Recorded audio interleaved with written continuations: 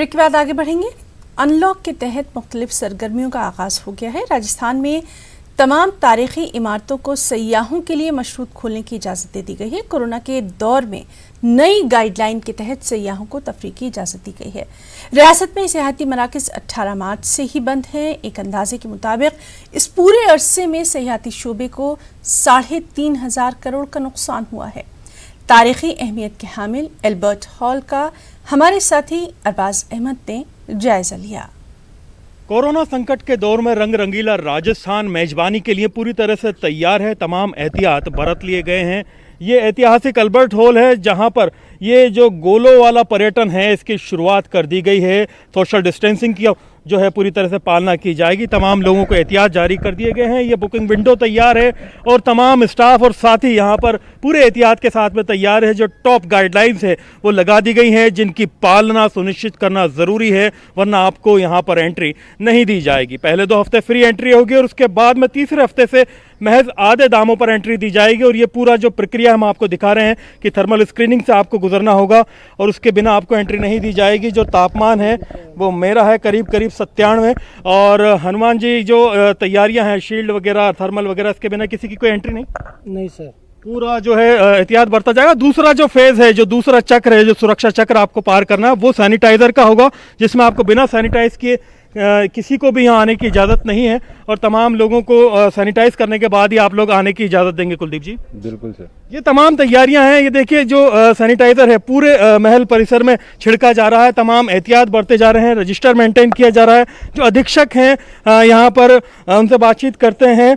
राकेश छोलक जी, doctor साहब क्या स्थिति है? आपने पूरी तैयारियां कर ली हैं और कई ट्रायल भी हो गए। आज से आपका पर्यटन शुरू है।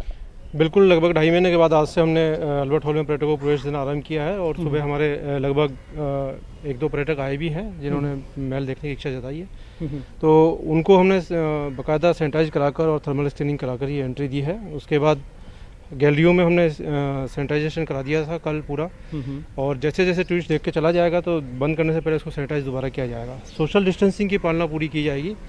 लोगों को 5-5 के ग्रुप को ही अलाउ किया जाएगा और हमारी कोशिश रहेगी कि जब तक ग्रुप सीमित है हर ग्रुप के साथ एक गार्ड भेजा जाए जो लोगों को चीज़ों को छूने से रोके और मतलब उनकी मॉनिटरिंग भी लगातार। बिल्कुल, उनकी मॉनिटरिंग पूरी प्रॉपर आवश्यक है और इस सोशल डिस्टेंसिंग को मेंटेन करते हुए हम लोगों को म्यूजियम में एंट्री देंगे। आपने जो कैमरे लगाए हुए हैं चारों तरफ, इनसे भी लगातार मॉनिटरिंग की जाएगी।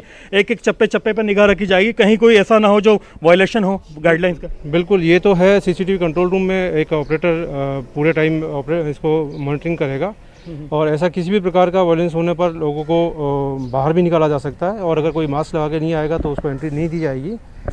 और सभी गाइडलाइंस को फॉलो करेंगे और सख्ती से थूकने पर बिल्कुल सख्त मना है, चीज़ों को छूने के बिल्कुल मना है।